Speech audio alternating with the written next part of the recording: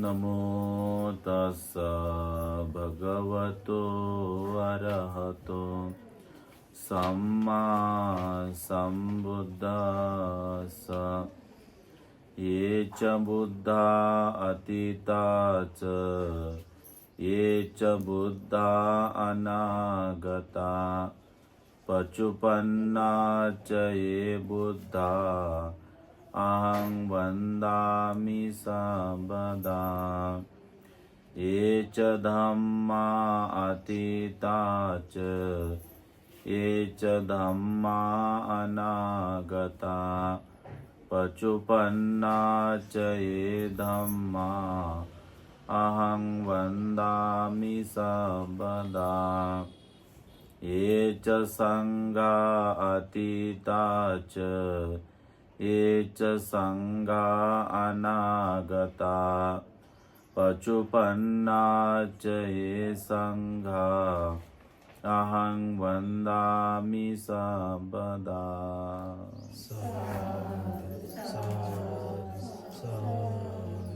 महान कारुणिक तथागत सम्यक संबुद्ध भगवंताचा सुविख्यात सद्धम्म, भगवंताचा सदा पूजनीय आर्य श्रावक संघ या तिन्ही रत्नांना अभिवादन करतो। पूज्य बोधिसत्व गुणोपेतंग डॉक्टर बाबासाहेब आंबेडकर यांच्या समग्र धम्मक्रांतीमध्ये संपूर्ण जीवन समर्पित करून आज श्रद्धावान जयश्रीताई खरात यांनी मोठ्या श्रद्धेने आपल्या घरामध्ये भगवान तथागतांचे बुद्धरूप आणलेले आहे, बोधिसत्वाचे बुद्धरूप आणलेले आहे। त्या दोन्ही रूपाची आज प्रतिष्ठापना होत आहे। त्या निमित्ताने उपस्थित आदरणीय बोधाचार्य कैलासजी पाटील साहेब आणि उपस्थित सर्व श्रद्धावान उपासक उपासिका आपल्या सर्वांच्या प्रती मंगल कामना आशीर्वाद भावना व्यक्त करतो। भगवान तथागत सम्यक संबुद्ध यांचा जर आपण धम्म जाणून घेण्याचा प्रयत्न केला तर ह्यामध्ये भगवान तथागत सम्यक संबुद्धांनी मनाच्या संदर्भामध्ये समग्र मानव जातीला अतिशय महत्त्वपूर्ण उपदेश केलेला आहे। भगवान बुद्ध म्हणतात, मनापासूनच सगळ्या गोष्टीचा उगम आहे आणि मनाची जी शक्ती आहे ती अमर्याद आहे। मनाच्या शक्तीला कोणी मोजू शकत नाही। मन हे खूप व्यापक आहे। आपण सगळेजण बसलेले आहोत तर आपल्या सगळ्यांना एक एक मन आहे, दोन मन नाहीत, एक आहे। पण एकाच मनाच्या अवस्था अनेक होऊ शकतात।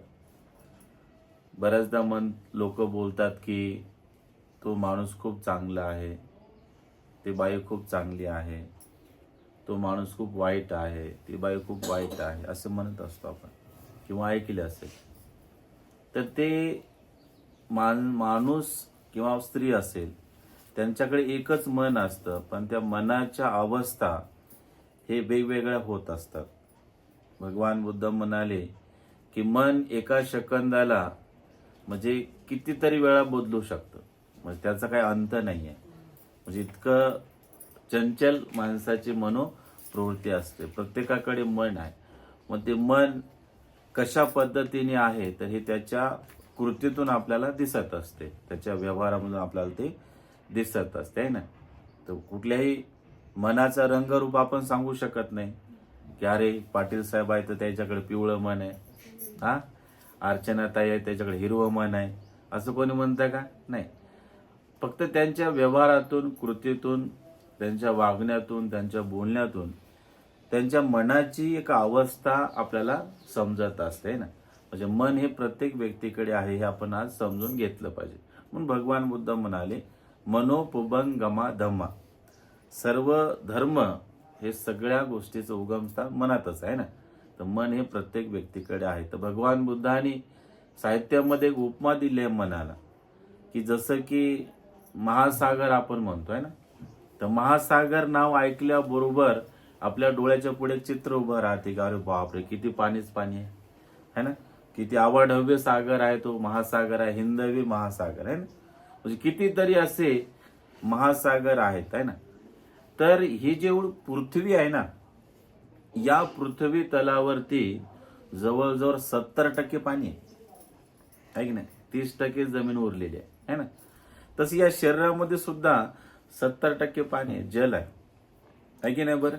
तर भगवान बुद्ध म्हणतात की जेवढा मोठा महासागर असेल तुम्हाला डोळ्याने दिसताना खूप मोठा वाटतो, है की नाही, प्रचंड भव्य वाटतो तुम्हाला, परंतु या महासागरापेक्षाही तुमच्या मनाची जी रुंदी आहे, मनाची जी खोली आहे, मनाची जी उंची आहे नाही का, जी व्यापकता आहे ती त्याच्यापेक्षा 100 पटीनं मोठी आहे.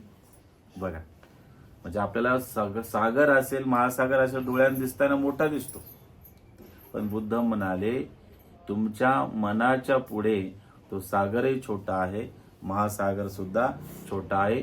एवढेच नव्हे तर ही जी पृथ्वी आहे ना, ही पृथ्वी सुद्धा खूप छोटी आहे, पण तुमचं मन मात्र खूप व्यापक आहे. जर एवढं मोठं मन जर मनुष्याला मिळाले असेल तर आपण काय केले पाहिजे, तर त्या मनाच्या शक्तीला चांगल्या कामामध्ये आपण ते शक्ती खर्च केली पाहिजे. आता आपलं जे मन आहे, एक तर मन चांगलं आहे आणि एक मन वाईट पण आहे ना. एका मनाच्या ते 2 अवस्था आहेत, आहे. तर बुद्ध म्हणतात या मनामध्ये जी चांगली शक्ती आहे त्या चांगल्या शक्तीला आपण विकसित करण्याचा सातत्याने प्रयत्न केला पाहिजे. आता आपल्याकडे मन आहे आणि एक ऊर्जा पण आहे, पण त्या मनाच्या ऊर्जेला आपण काय करत असतो, वाईट कामामध्ये अतिशय ते वेळ खर्च करत असतो, आहे की नाही बरं. कोणाला शिव्या देण्यामध्ये, भांडणं करण्यामध्ये, नावं ठेवण्यामध्ये, आहे की नाही, कोणाला मागं खेचण्यामध्ये, कुणाची बरबादी करण्यामध्ये, आहे की नाही, किती आपण वेळ घालवतो बरं, आहे ना. फार लोकांचा एक स्वभाव आहे, त्याला दुष्ट प्रवृत्ती म्हटलेला आहे. काही काही लोक तर असे असतात बाबा, जिथे काही चांगलं चाललं की त्याच्यामध्ये विघ्न कसं निर्माण करता येईल, हे बऱ्याचशा महिलांची किंवा माणसाच्या प्रवृत्ती असते, आहे की नाही. आता तुम्ही धार्मिक आहात, तुम्ही तसे नाहीये, पण बऱ्याच ठिकाणी मात्र कुणाचं काही चांगला संसार चालला असेल, घरामध्ये चांगले गुण्यागोविंदाने राहत असतील, आनंदाने राहत असतील, ते शेजारच्याला मात्र बिलकुल पोटात दुखते, आहे ना. ते म्हणते हे काय बरोबर नाही, याच्या घरात बिघडलं पाहिजे. म्हणजे संसाराला बिघडवण्याचे कामं अनेक लोक करतात. तसं काय करतात, कारण त्यांच्या मनाची प्रवृत्ती जी आहे ते मळलेली आहे, वाईट त्यांच्या मनाची प्रवृत्ती आहे. वाईट मनाचा मनुष्य, वाईट मनाची बाई हे समोर त्याचं चांगलं कधीच करू शकत नाही. हा निसर्ग नियम आहे, हा लक्षात. भगवान बुद्धाचं जर वर्णन आपण वाचलं किंवा ऐकलं तर भगवान बुद्धांनी जन्मापासून मरेपर्यंत एकच जन्म नाही तर अनेक जन्मापर्यंत, भवचक्रातून बाहेर पडेपर्यंत, मुक्त होईपर्यंत भगवान तथागतांनी कधीही कुणाचंही काही वाईट केलेलं नसतं, नाही का. ते त्यांनी का वाईट केलेलं नसतं, कारण त्यांनी कर्म आणि कर्माच्या विपाकाला जाणलेलं असतं, आहे की नाही.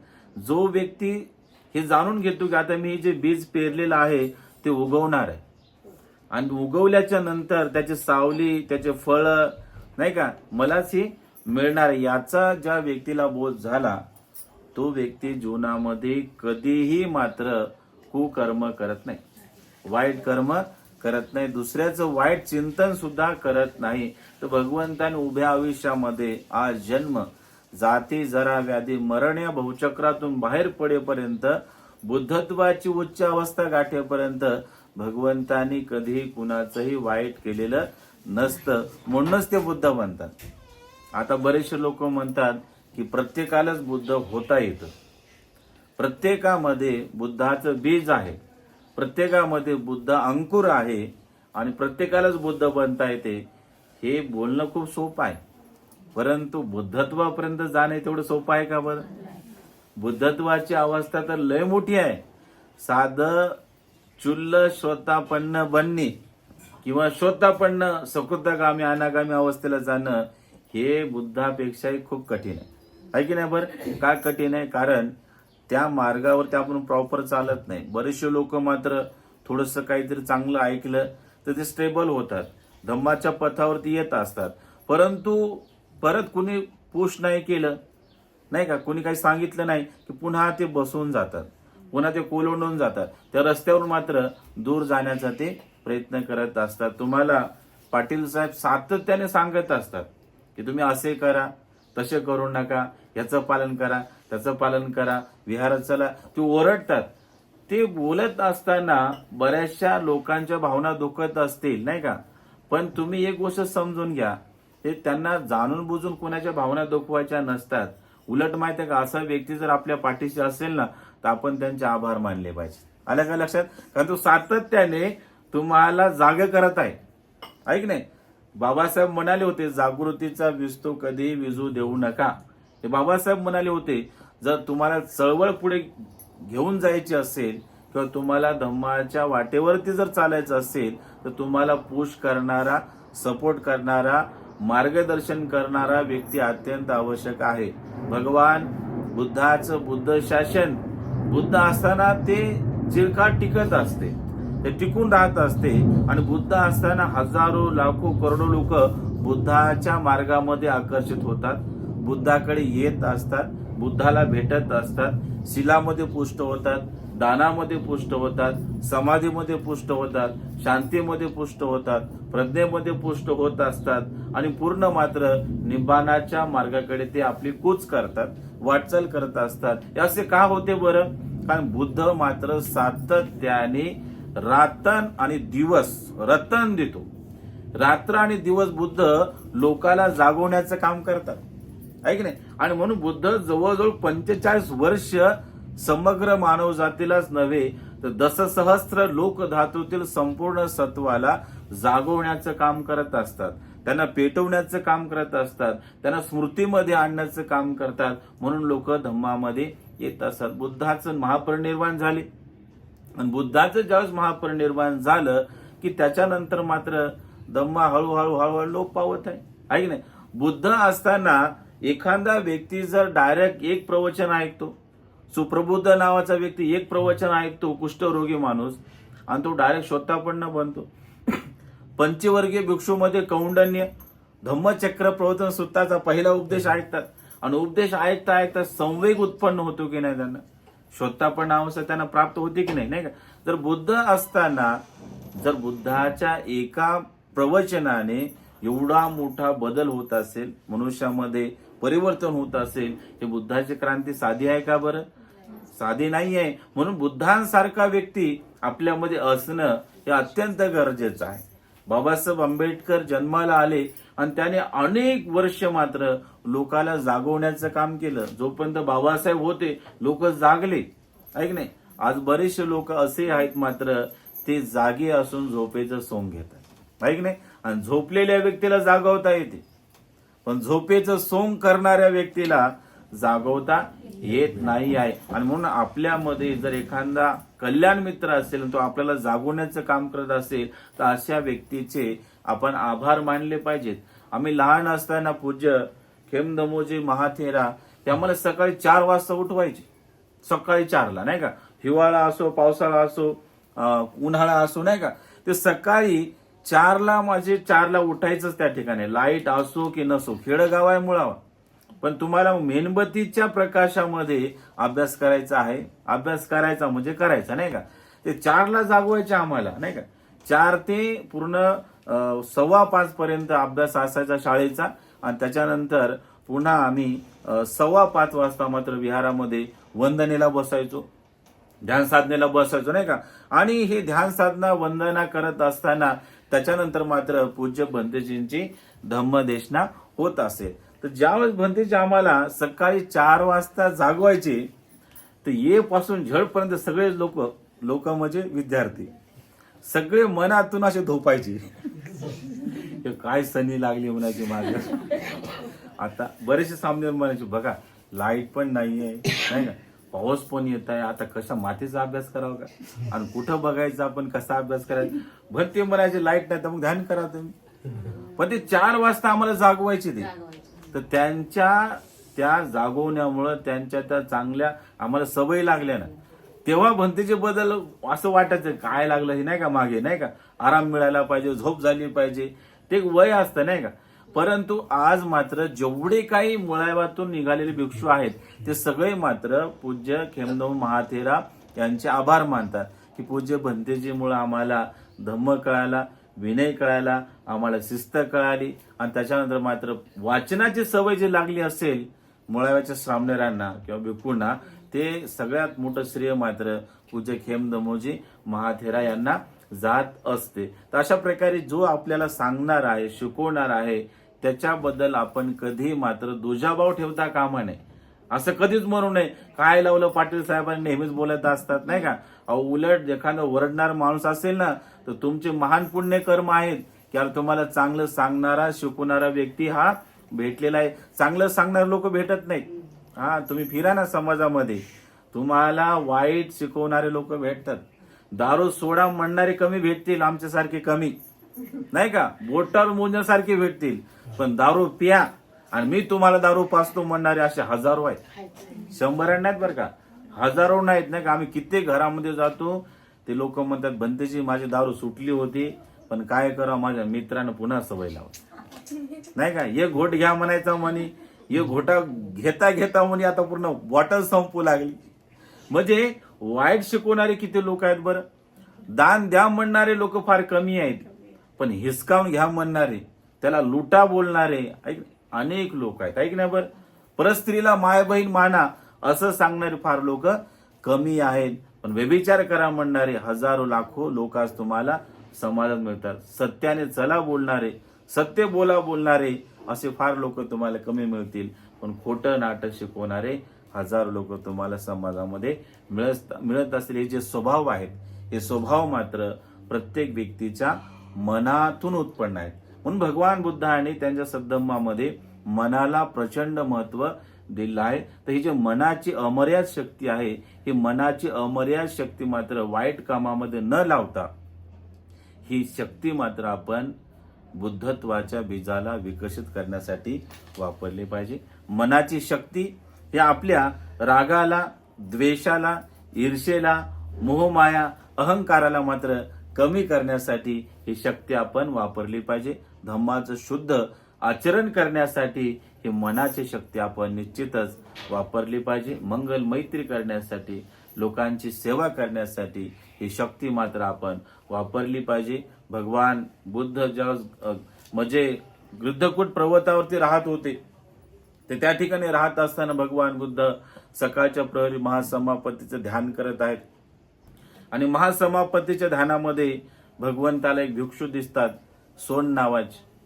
आणि ते सोन नावाचे भिक्षू म्हणजे अरण्यामध्ये एकांतात बसलेले होते ध्यान साधना करत. जेवढे परित्यागी भिक्षू असतात ना, जेवढे प्रचंड असे त्यागी भिक्षू असतात ना, त्यांचं जे जीवन असतं ते सरास मात्र अरण्यामध्ये जात असतं. त्यांना समाज नाही आवडत. ते समाजात जातात तेवढ्यापुरता आशीर्वाद देण्यासाठी, भोजन घेण्यासाठी, उपासकांचं पुण्य होण्यासाठी नाही का. पण भगवंताच्या काळापासून आजतागायत जेवढे अपरिग्रही भिक्षू आहेत किंवा त्यागी भिक्षू आहेत किंवा धुतांगधारी भिक्षू आहेत, ते मात्र सरळ जंगलामध्ये राहतात. पूज्य ज्ञानज्योती भंतेजी बघा, जंगलामध्येच राहतात नाही का. असे अनेक भिक्षू मात्र जंगलामध्ये राहतात, ध्यान मनन चिंतन करतात, मनाला शुद्ध बनवण्याचा प्रयत्न करत असतात. तर सोन नावाचे भिक्षू सुद्धा एक अतिशय महान विद्वान होते. ते शिलामध्ये पुष्ट होते आणि ते मात्र अरण्यामध्ये साधना करत असताना ते या डोक्यापासून या नखापर्यंत शरीराला पाहत होते नाही का. या शरीरामध्ये काय चाललं काय नाही चिंतन करत होते. आणि चिंतन करत असताना त्यांच्या मनामध्ये हा विचार आला होता की बापरे, महासागर किती मोठा आहे, पृथ्वी किती मोठी आहे, हे लोकधातू किती मोठा आहे. अशा प्रकारचे चिंतन करत होते. तर भगवंताने त्यांचं चित्त जाणले आणि जाणल्याच्या नंतर अगदी एका सेकंदामध्ये भगवंत सोनच्या जवळ गेले. भगवंताकडे 10 प्रकारच्या रिद्धी असतात. म्हणजे भगवान तथागतामध्ये जी ऊर्जा आहे, जी शक्ती आहे ना, जे बल आहे, ते ब्रह्मांडामध्ये कुणाकडेच नाही आहे. आलं का लक्षामध्ये? कुणाकडेच नाही. इतकी अमर्याद शक्ती भगवान बुद्धाकडे असते. तर भगवान बुद्ध त्याचं चित्त जाणतात सोनचं. आणि जाणल्याच्या नंतर एका सेकंदामध्ये जसं की डोळ्याची पापणी उघडझाप होते, अगदी तितक्याच वेळामध्ये भगवान सोनच्या जवळ जातात आणि गेल्याच्या नंतर सोन भगवंताला बघतो की अरे भगवान बुद्ध आलेले आहेत. भगवंताला पाहिल्याबरोबर त्यांचं मन एकदम करुणेने भरून जातं, मैत्रीने भरून जातं आणि काय म्हणतात की अरे भगवंत माझ्याकडे आलेत. तर ते सोन स्वतःच्या आस्थान उभे राहतात आणि उभे राहून मात्र भगवान तथागताला ते सुंदर आसन बसायला देतात. भगवंत तिथे बसतात आणि भगवान बुद्ध म्हणतात की सोन, तू ज्या पद्धतीने चिंतन करत आहे ते चिंतन तुझं थोडंसं चुकीचं आहे. आणि भगवान, महासागर अतिशय विशाल असतो, मोठा असतो, याच्यामध्ये माझं चिंतन काय कमी असणार आहे, कसं काय खोटं असणार आहे, नाही का. तर भगवान बुद्ध म्हणाले त्या महासागरापेक्षाही तुझ्या मनाची जी शक्ती आहे किंवा ती खोली आहे ते खूप प्रगल्भ आहे, खूप मोठी आहे. तू तुझ्या डोळ्यामध्ये, चक्षुमध्ये हे वरच्या गोष्टी बघत आहेस, पण ध्यान मनन चिंतन करून तुझ्यामध्ये जर एखादी उच्च अवस्था तुला मिळेल, आध्यात्मिक तुला अवस्था मिळेल, तुला आध्यात्मिक दृष्टी प्राप्त होईल, त्यावेळेस तुला असे समजेल की या जगामध्ये सगळ्यात मोठी गोष्ट काय असेल ते आपलं मन आहे. हे मन भगवंताचं जेवढं विशाल आहे असं नाही, हे मन सोनभंतीचं एवढं मोठं आहे असं नाही, हे मन मात्र श्रमणांचं जेवढं मोठं आहे अशातला प्रकार नाही आहे. ही जी मनाची महानता आणि विशालता आहे हे तुमच्या सगळ्यांमध्येच आहे, फक्त तुमचं मन तुम्हाला बघता येत नाही. हा एक मोठा म्हणजे त्याला काय म्हणतात ते तुमचा गुन्हाच म्हणावं लागेल, आहे की नाही. मन तुम्हाला स्वतःचं चेक करता येत नाही, स्वतःची शक्ती तुम्हाला जाणून घेता येत नाही, स्वतःला तुम्ही बघत नाही, हे सगळ्यात मोठा दोष मात्र आपला आहे. तर आपण हे जीवन जगत असताना कधीच मात्र स्वतःला कमी समजू नये. स्त्री असेल, पुरुष असेल, गरीब असेल, श्रीमंत असेल, राजा असेल, रंक असेल, आपण कधीही स्वतःला कमी समजून घेऊ नये. आपल्याकडे जर भगवान बुद्ध आहे, आपल्याकडे जर धम्म आहे आणि आपल्याकडे जर संघ आहे, शुद्ध आचरण आपल्याकडे आहे, शील समाधी प्रज्ञा आहे, दान पुण्य आपल्याकडे असेल, तर आपण जीवनामध्ये कधीही छोटे होऊ शकत नाही. आपली जी मनाची अवस्था आहे ते प्रगल्भ आहे. तुमचं खूप महान पुण्य आहे की तुम्हाला मनुष्याचा हा श्रेष्ठ जन्म मिळालेला आहे. किच्चो मनुष्यपटी लाभो, मनुष्याचं उत्पन्न होणं अतिशय दुर्मिळ असते. तर तुम्हाला मनुष्याचा जन्म प्राप्त झाला, निश्चितच तुमचे महान पूर्वजन्माचे पुण्य कर्म आहे. या शरीरासोबत मात्र तुम्हाला मन सुद्धा प्राप्त झालेलं आहे की नाही. केवळ पुरुष आहे म्हणून तू श्रेष्ठ असे नाही. भगवंताच्या कालखंडामध्ये अनेक स्त्रिया होऊन गेल्या. जम्बूद्वीपातील आदर्श स्त्रीरत्ने हे तुम्ही जर ग्रंथ वाचला भंते अंगुलीमाल यांचा, तर तुम्हाला समजेल की स्त्रिया किती महान होत्या. गौतमी का साधी होती का? हा, यशोधरा साधी होती का? आम्रपाली साधी होती का? सुजाता साधी होती का? नाही का. असे अनेक भगिनी मात्र, अनेक स्त्रिया मात्र भगवंताला शरण गेल्यामुळं, स्वतःला त्यांनी बघितल्यामुळे, ध्यान मनन चिंतन केल्यामुळे मात्र त्यांना खऱ्या अर्थाने स्वतःचा बोध हा झालेला आहे. तर आपण सगळ्यांनी जीवन जगत असताना निश्चितच मात्र शील समाधी प्रज्ञेचा अभ्यास करून स्वतःला मात्र समजून घेण्याचा, जाणून घेण्याचा निश्चितच प्रयत्न करावा. आजच्या दिवशी मंगलमय प्रसंगी एवढीच धम्मदेशना देतो आणि इथेच थांबतो. भवतु सब मंगलम, सर्वांचे जय मंगल हो.